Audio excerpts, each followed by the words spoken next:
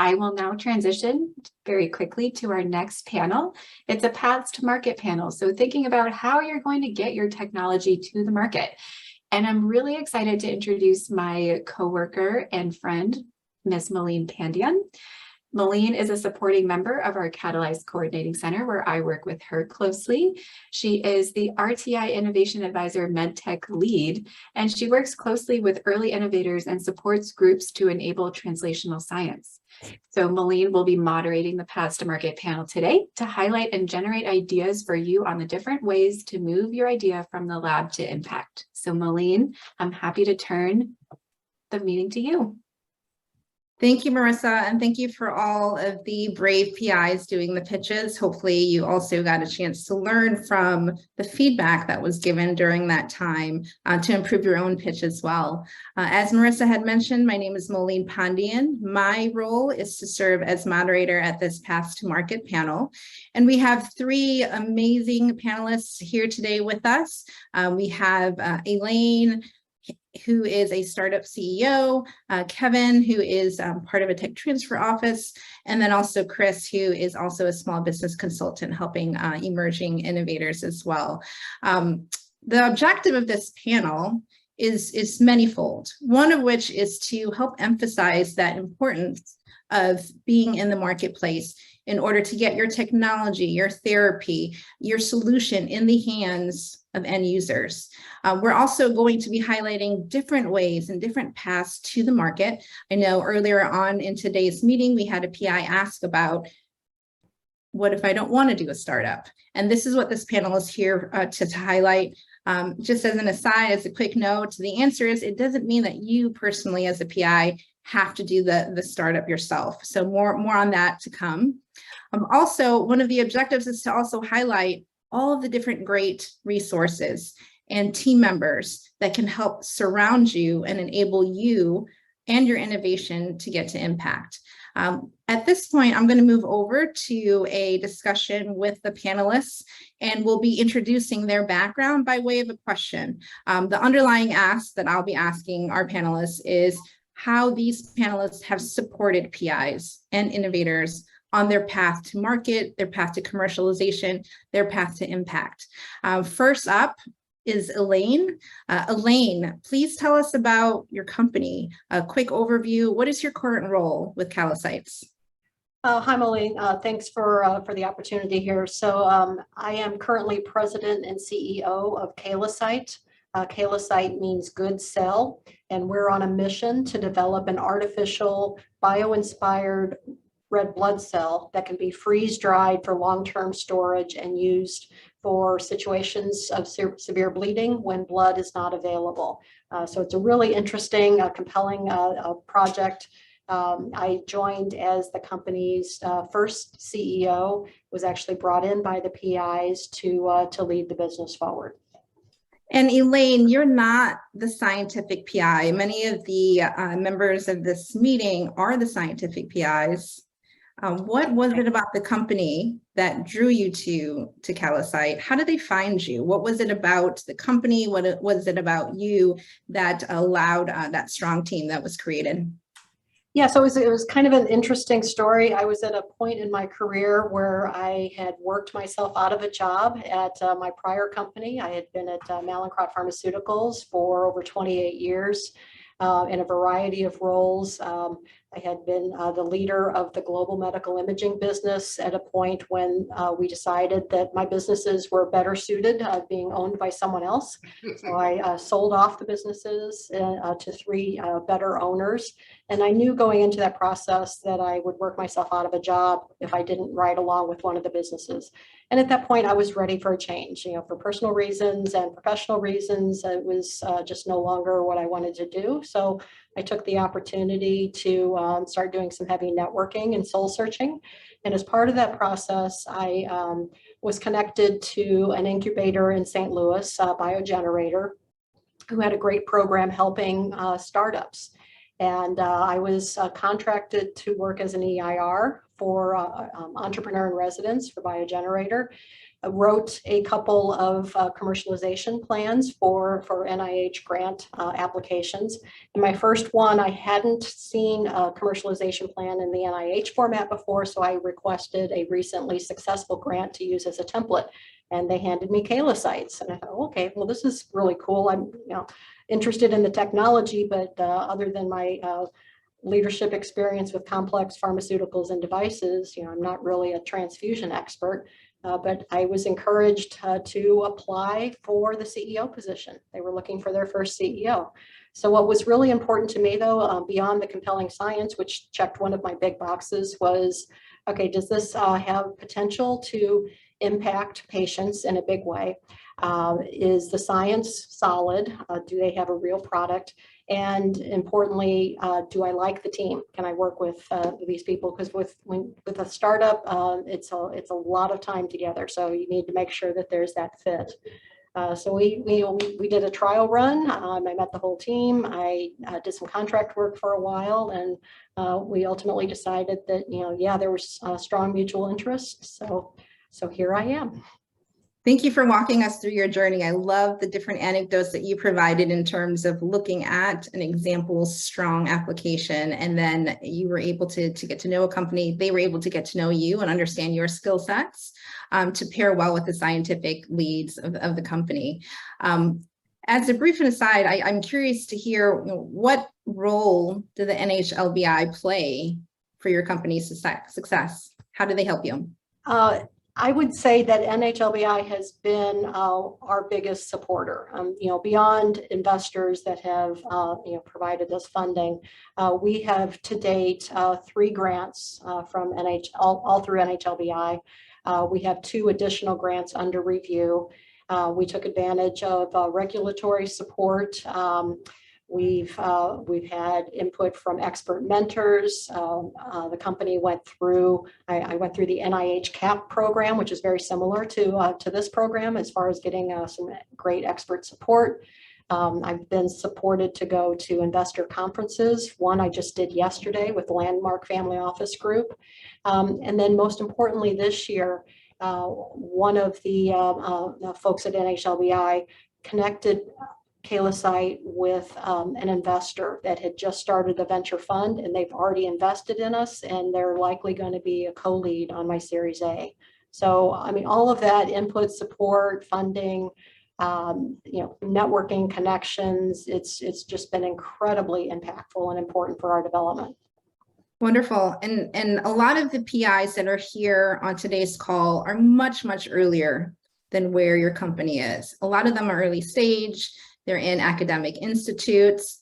What advice do you have about utilizing different resources to get them to where you might be today?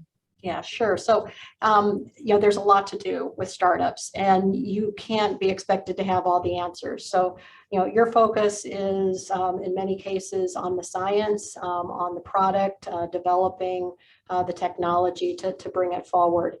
There's a lot of resources you can tap into if you just get yourself out there and ask. You're already taking advantage of an incredible resource here. So, hats off to each of you for being brave enough to come into one of these programs, because I know some of it can be kind of stressful and challenging and stretch you outside of your comfort zone. But there's in most university settings, of course, your tech transfer office. They are they want you to be successful. They'll make money if you have a successful product, and so they're an excellent resource and place to start with. How do you protect your technology? How do you get it licensed, commercialized? Tapping into the business school at your university frequently will have programs.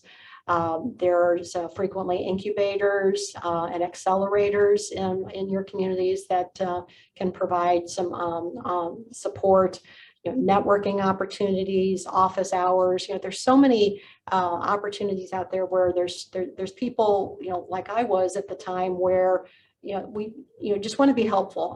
We want to help advance science, and for the price of a cup of coffee, it's amazing the input and expertise you can tap into. But you've got to put yourself out there. You've got to network. You've got to make those connections and invest the time. Great. That was a lot of great points, Elaine, that you brought up in terms of things that investigators could be doing right now to reach success. Earlier on, you had mentioned the Tech Transfer Office, which is a great segue onto our next panelist, Kevin Boggs. Kevin, tell us a little bit more about your role. What do you do for the Tech Transfer Office? Well, I'm the director of the office of, we call it the Office of Technology Development here at the Medical College of Wisconsin. The Medical College is a private research institution and medical school. We're not part of the state system here, and we're in Milwaukee, Wisconsin. I guess it depends on how you count the dollars, $250 to $300 million in research a year. We're a 3-person office, so we're sort of lean and mean, but we get an awful lot done. So I came in about 4.5 years ago, and was able to take advantage of some changes to the administrative process to really sort of speed up the way we worked with all sorts of partners, but mostly from startups. We are able to do startup licenses, in a very timely fashion now. And so our job is pretty traditional tech transfer, everything from educating the faculty about what we can do to help them and what is IP and what isn't IP and what can be protected, to the value of commercializing, and then evaluating intellectual property disclosures, filing patent applications on those that look promising, doing marketing to find companies or entrepreneurs that will raise money or license into a company the technology, and then bring it to market, and then monitor those licenses. And for those that are successful, distribute funds to the inventor, their department, and MCW in general, so that money can sort of then go back around and support research and encourage researchers to work with us in the future. And you described a lot of the great resources that your Tech Transfer Office provides in helping to support, enable, empower, and provide that additional thinking to either budding entrepreneurs or those who just want to know the business and the marketplace a bit more. There are many innovators who might not know about their Tech Transfer Office, or have not capitalized on it, or don't know how to reach out to them. What's your best advice in reaching out and engaging in an academician's Tech Transfer Office? Sure. And as Elaine said, we want, that's our job, to bring technologies to market. We don't, sometimes people I think we're sort of want to stand in the way, and that's the last thing we want to do. We want to enable and empower. So, most tech transfer offices should be fairly easy to find on your campus. Tech transfer, technology licensing, technology development, variety of names, but they'll always have a website, and you can reach them however, and whoever you talk to should be able to make sure that you are pointed to the right person, depending on what department you're in, or where you are in sort of the maturity of your product. But just making that initial contact and saying, what you have at the time, you have an idea, you actually have a prototype, whatever it is, and then they can, work with you to tell you about how to work with their processes that they have at that university. Most universities, it's pretty straightforward. They have a form that you fill out to describe your invention. And then, when you're talking with them about your invention, you can tell them, I have no experience in this. I have a lot of experience in this. I really want to see this as part of a company. I want to be a part of a company, but I have no experience in being part of a company. So what we want to do is we try to, we make it very much of a sort of a bespoke set of services for everybody that comes our way. We're small enough that we can do that. If somebody comes and says, I have no experience in this, but I want to learn, we'll introduce them to SBIR and STTR grant writing support. I-Core programs that can teach them how to do these things, customer discovery. We'll introduce them to potential CEOs, because we stress that the faculty should rarely, if ever, be the CEO, and that they need to find someone to do that. And so we really, again, try to meet them where they are, bring the services to them. We wrote a startup guide for those that are interested in sort of understanding the whole picture and where they come and how to start working with us. Mm-hmm. And beyond startups, right? Startups is one pathway, right, one mechanism to get to the market. Right. Can you elaborate on other paths to market that's outside of the principal investigator, the scientific PI, moving with the company? I know that there's various spectrums of appetite of leaving the lab, working, right, at a startup, or even portioning out some of their time to help and support that. What are some of the other alternatives outside of leaving their lab and going to the small startup? Yeah, we rarely see faculty that want to or need to leave the lab. I mean, if a startup is really the way to go, then we will either try to find people in the community, or maybe a senior postdoc is interested in, and this has happened more than once, a senior postdoc is sort of interested in, not going into academia, but being involved in the startup company, and they can be the PI, for example, because they have the technical background on an SBIR or STTR grant. So that can be a way to go, with the faculty staying 100%, keeping their grants, working in the lab, working with their grad students. So they don't have to leave the lab to be involved in a startup. They might be asked to be involved in some presentations to investors, because they're the ultimate sort of credible voice around the basics of the science. It could be the foundation of the technology. But if a technology might be of interest to a large company, we certainly have plenty of mechanisms for reaching out to our contacts at the appropriate companies. Device, Smith and Nephews, St. Jude Medical, Stryker, drugs, all the drug companies. And in those cases, we do the marketing, we identify the contacts, and with the licensing deal, we keep the PI informed to the extent that they're interested. Sometimes they're barely interested. Sometimes they're very interested. We'll work with them to the extent we can. So those are really the two choices. But leaving the lab is, for the faculty member, is a pretty rare situation. For those who are eyeing that other route, right, getting either acquired or licensed by perhaps a mid-size or a larger company, what advice do you have in getting that technology there to make sure that it is interesting to the market, so that the PIs can focus more on their lab work, but still get their invention, their innovation to the state where it is interesting to another entity? Right. Well, because we're a medical school and medical science research institution, the vast majority of our technologies require FDA review. And so, making sure that you understand which regulatory path that your technology will need to follow is really critical. If it's a device, then you have to determine whether or not it's a class 1, 2, or 3. If it's a drug, it's a little more straightforward, because for the most part, they have to go through all, phase 1, 2, and 3. Maybe some nuances around those options, but so the best way to position yourself and to show value early on, is to show you recognize those things, and that you are very specifically working toward them, and that you're raising the right kinds of funds, be it SBIR or angel funding or other sorts of government grants, to be able to get the, say, IND enabling studies to be able to get your drug into into clinical trials and that sort of thing. So the more that you are seen as recognizing the pretty clear path from where you are to the revenue stream, which would be an FDA approval, then the more you're going to be taken seriously. And if you're making progress along that path, along with raising money and actually interacting with the FDA and all those things, and if you are able to hire someone as a CEO or someone at a very senior level that has credibility in being able to bring products along that pathway, that's a really, really important part of it, because as we all know, investors, especially sophisticated, institutional investors, VCs, they look at the team first and the technology second. And so you really need to have someone that can sit down and explain, give them comfort that they know what they're doing, that they understand where all the pitfalls are, where all the dangers are, what the opportunities are, they understand how to focus.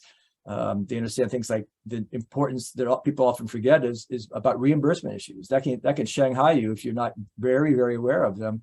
So if you've got a CEO and she's like on the ball and knows all of those things and has a plan for all of them, that's what you need. And that's investors, assuming the market's large enough, are going to be attracted to that plan and that person.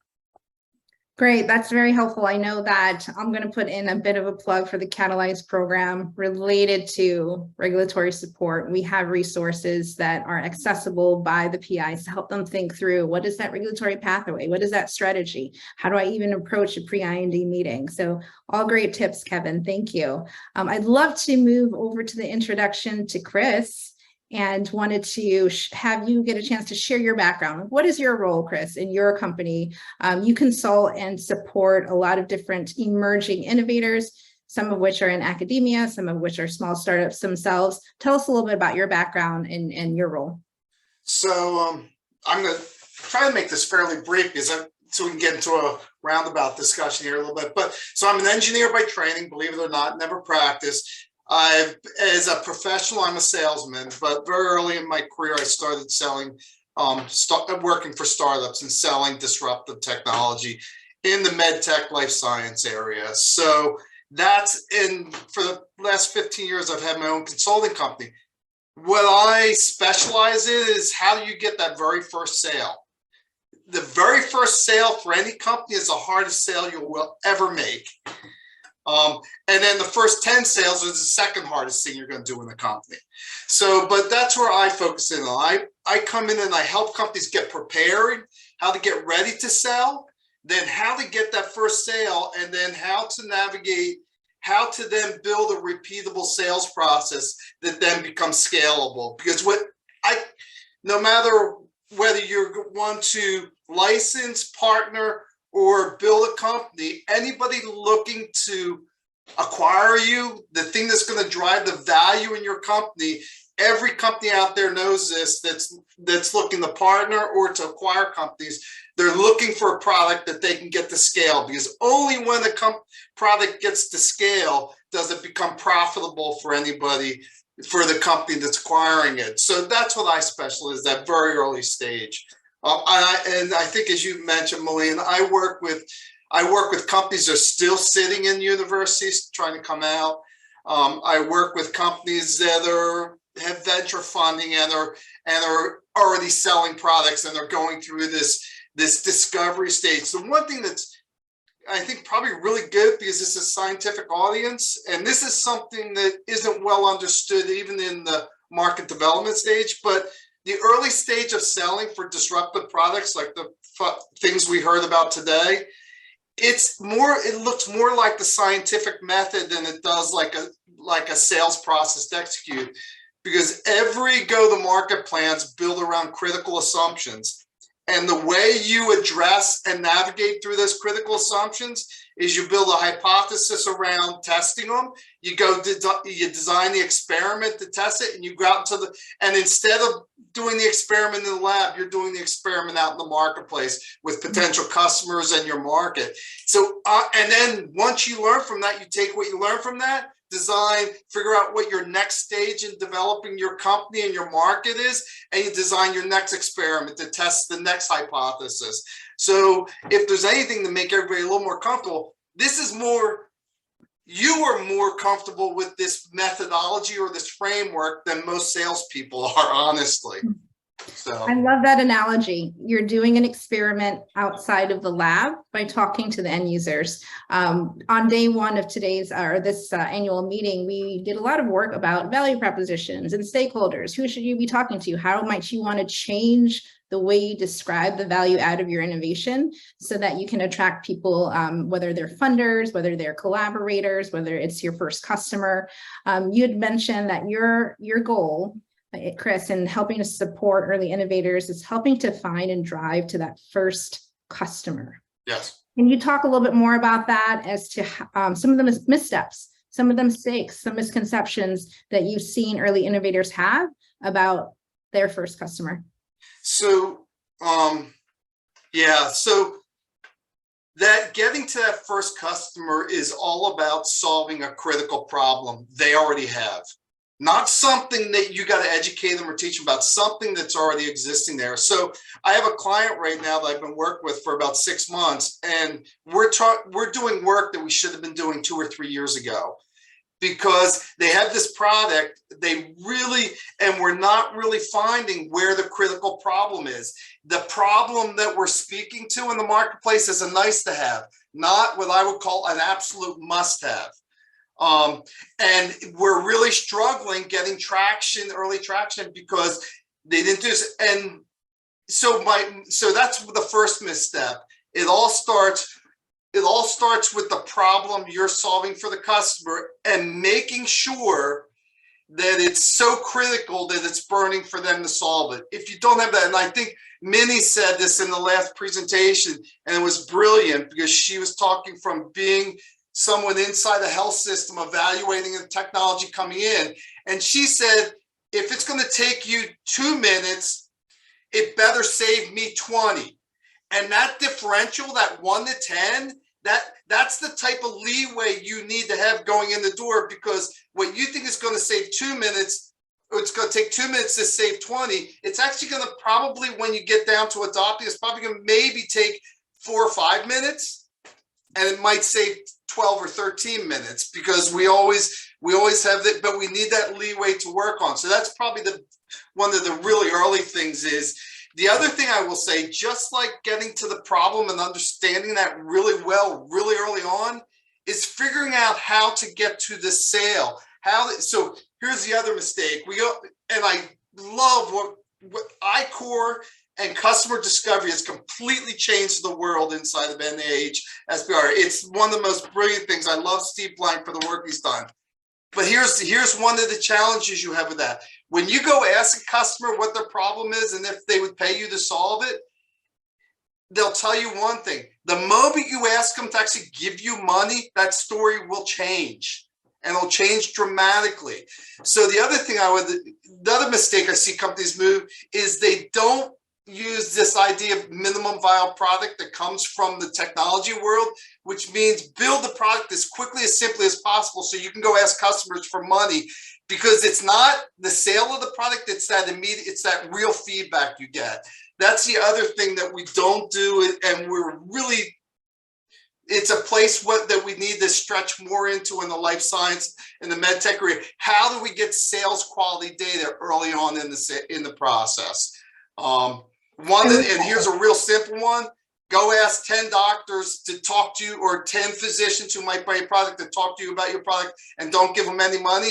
If they give you their time, that's a huge value to them. So that's probably more valuable than even what comes out of their mouth, the ability to actually get them to talk to you. So there's a couple, Moline, but we could go on and on about this all day. The third one I will throw in here real quick: reimbursement.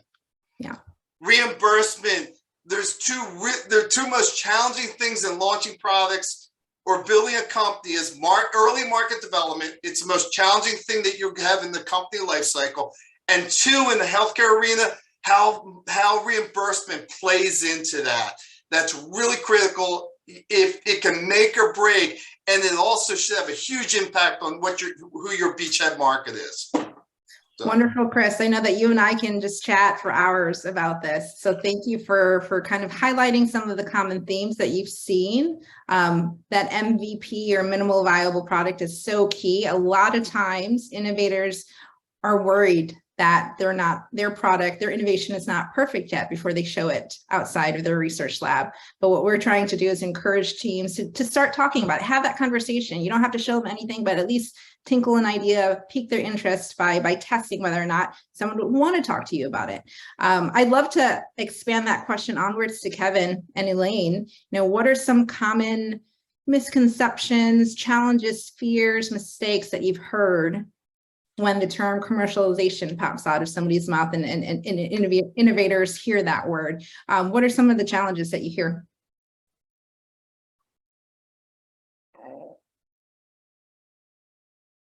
So I'll take a stab at it first, and then I know Kevin's got some great ideas here. I would say one of the challenges that I've heard from researchers is almost this assumption that if you build it, they will come, or they'll invent a solution in search of a problem. And Chris touched on this as well. So just really understanding your customer.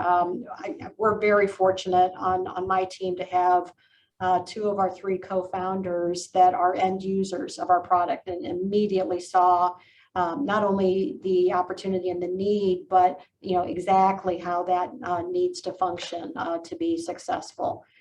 So just because you have a great idea, it may be very interesting science, but really understand how are you going to make it cost effective and come up with something that someone's going to buy. That's great. Thank you, Elaine. Yeah, and absolutely to build on that, sort of this is not a science project anymore. But what the people have to realize is that when you start raising money, whether it's SBIR, so non-dilutive money, or especially if it's from investors, is that it's no longer something where you can say you're going to be sort of exploring something, and there's some hint of that it's still science. It's not at that point, and it very much has to be focused on what the customer wants, driving it to, if it's FDA, driving it to that point. If something fails in science, you might try to figure out, well, why did it fail? And is there another way we can sort of offshoot on this? No.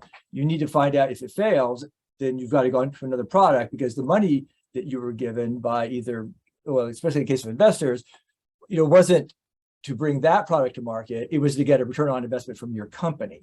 And so that's a really important distinction that faculty will get if you take the time to explain it to them.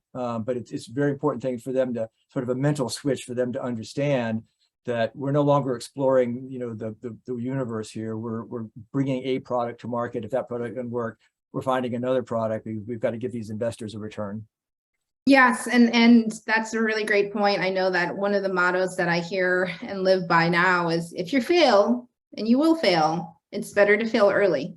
Yep. Rather than feeling too late. Yep. So putting yourself out there, asking those questions, pulling people who are not familiar with your technology and testing it out early, that's going to save you money. That's going to save funders money in the long run, rather than waiting too late before you start doing that. So great points. Right. I want to make sure that we have some time for Q&A. So I'm going to ask one more question to the panelists to round out this amazing discussion and session.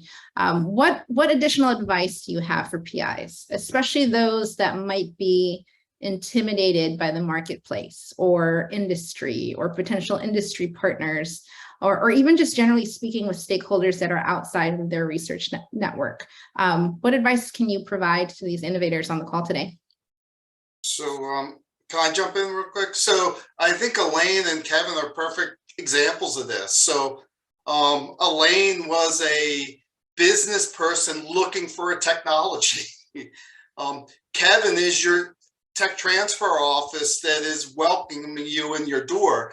I bet you that if you're in the medical field, I bet you there's particularly if you're a physician, some of the companies you want to talk to are the companies that are trying to talk to you already because they want to sell something to you. I bet you some of this, if you're in the science side of things, I bet you there's some sales reps walking in your door. They're trying to talk to you that you could turn the tables on and start interviewing them. So I bet there's all sorts of opportunities just in your environment that if you just start reaching out, you can start, and just turn the tables instead of, start interviewing them. Just ask them 3 critical questions about the problems you're trying to solve and see if there's problems that they're trying to solve for or if the customers they're calling while they're trying to solve those same problems. And if you're starting to understand and be connected with your market. Perfectly said, Chris. I know in our team, our innovation advisors, this is what we do outside of the Catalyze program. We also do that for other innovators, large businesses. Same thing. Every possible conversation is a helpful conversation to your vision, how you describe your innovation. It could be salespeople, it could be end users, it could be somebody who leads a team, it could be an individual clinician. So yes, absolutely. The more you talk, the more you leverage the people that you interact with, the stronger you will be. And it gives you a chance to practice as well. Practice your pitch. We earlier today did something called a cover mock-up story, where it's the vision for the innovators as to if their technology was successful, how could it impact people? So it's a chance to exercise that and play around with what those taglines and titles could be. How about you, Kevin or Elaine? Any closing advice to the PIs? Go ahead, Elaine. I would say, really take advantage of programs like this.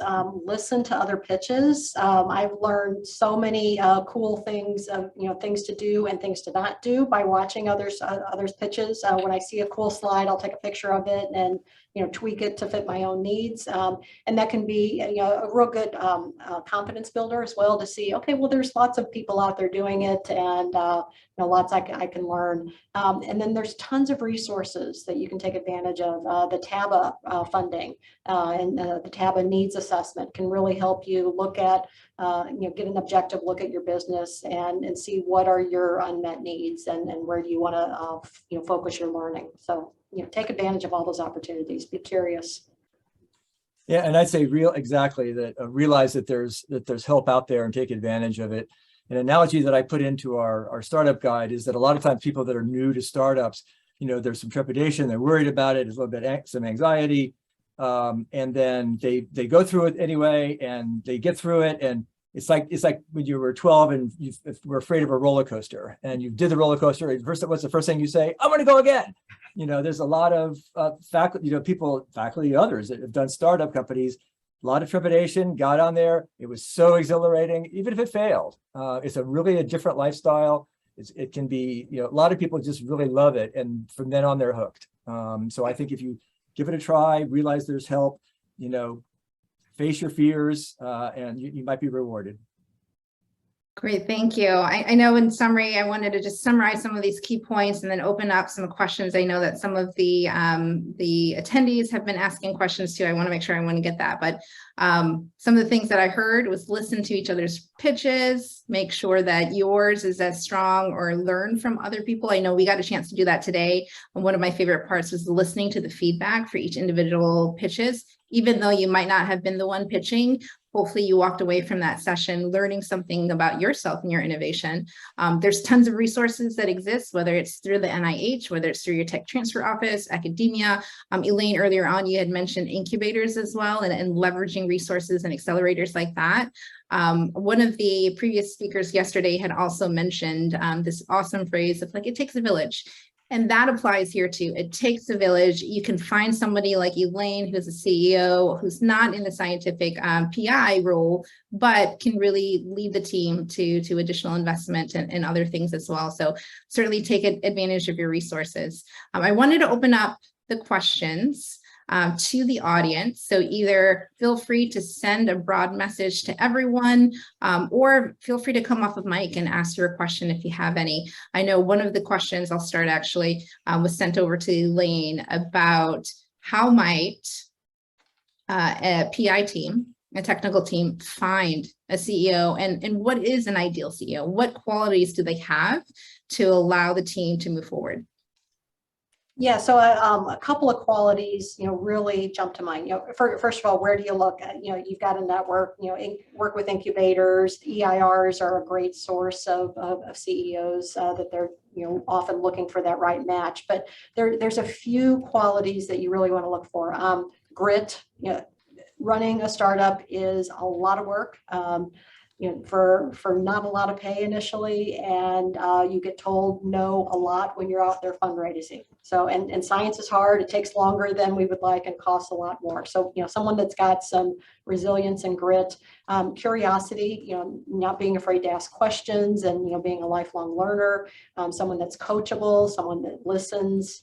And I think one thing that has really helped me is having a breadth of experience with things going wrong, and failures that you can learn from. That's life's best teacher. And some of the things that I'm implementing into our program were hard lessons learned from previous roles. I love that, highlighting that failure is not necessarily a bad thing. I know when I was growing up, I hated failing, but have learned to embrace it because it makes us stronger, makes us smarter for the next adventure.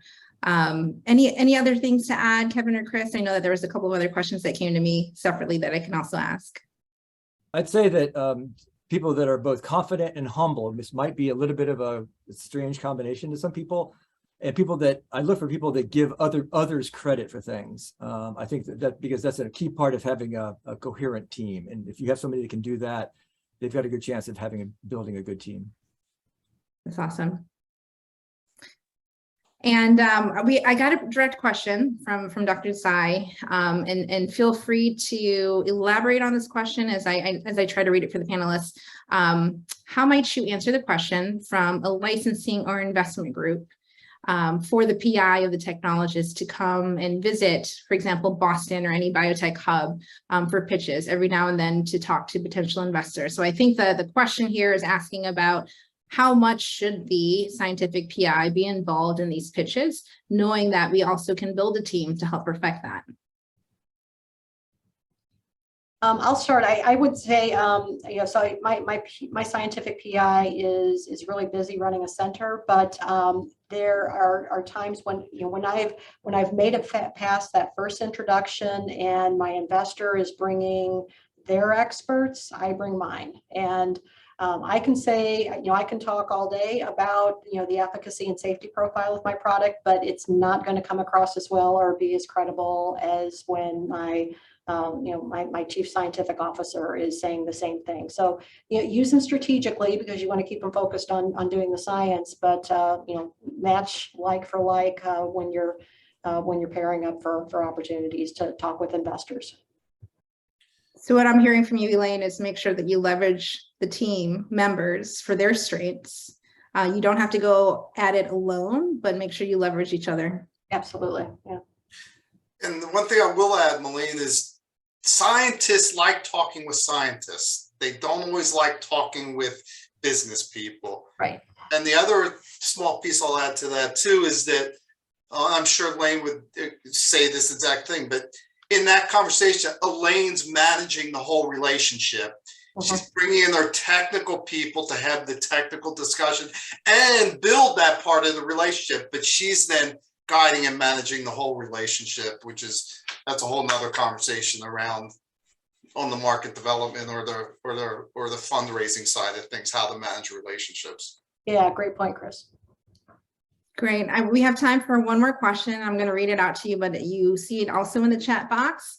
When you're recruiting, what are the equity expectations? And feel free to come off of Mike if you'd like to elaborate on that question.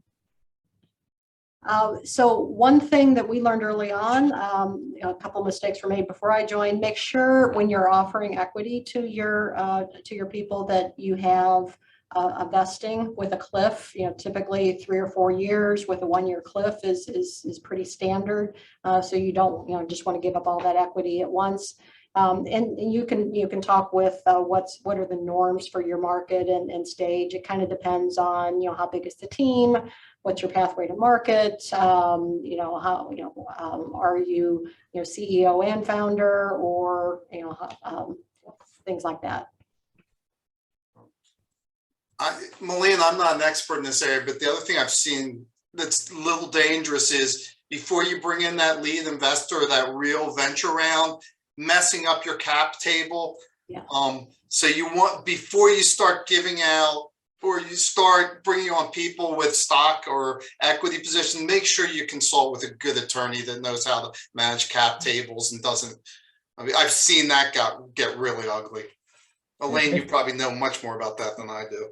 Yes, and make sure they're fortunate experienced. we've got a very clean cap table, and that can be a real selling point. But yeah, get some advice on that. Go ahead, Kevin. Sorry. Sorry to talk over you. Those things change, and I think you need to have someone who has recent experience and experience in the area that you're in geographically too, and in the industry. So it's pretty nichey, but it can really help save you a lot. So this, I will admit, is an area of not my expertise. So it's great to hear all that feedback. I think it reiterates once again, build your team, whether it's consultants or specialists or your team members yourself. You're not at it. You're not doing this alone. So that's one of my biggest takeaways for this panel. I wanted to thank everyone, Elaine, Kevin,